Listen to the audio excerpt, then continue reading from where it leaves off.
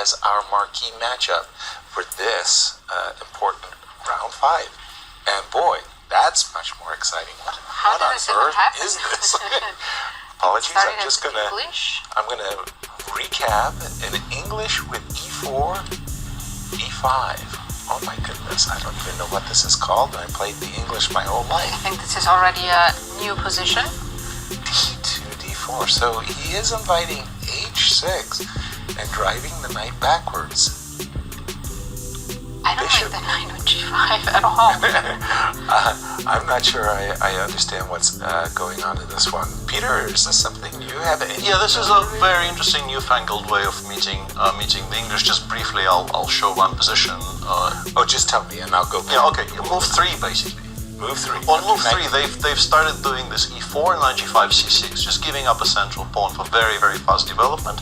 Knight takes e4, of course, is very crucial, but there's also this move queen a4, which forces black into a gambit, but from a different side, so to speak. You have to play b5 and d5. And yeah, the big question, of course, is why not d5, b takes c6? I'm currently very confused. I don't really have a good answer for you.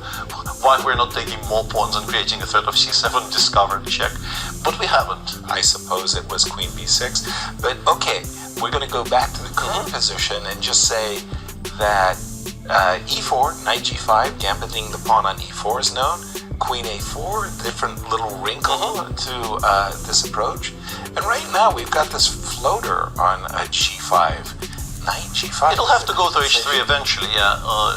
The engine suggests castling on the previous move by black is not as precise as the immediate h3. I'm not quite sure why it's such a big difference, but it says now after castles queen b3, the position is back to manageable proportions, and in fact, by far the best move here is c6 takes b5, which I think is a difficult move to make, because you generally don't want to be giving up the pawn on d5. And indeed, MVL goes h3, h6 and g5, and this is back to being quite good for white, actually. Yeah, it's funny, I played a very similar fashion against Lajos Portish, and Lajos immediately played knight g1 followed by h4.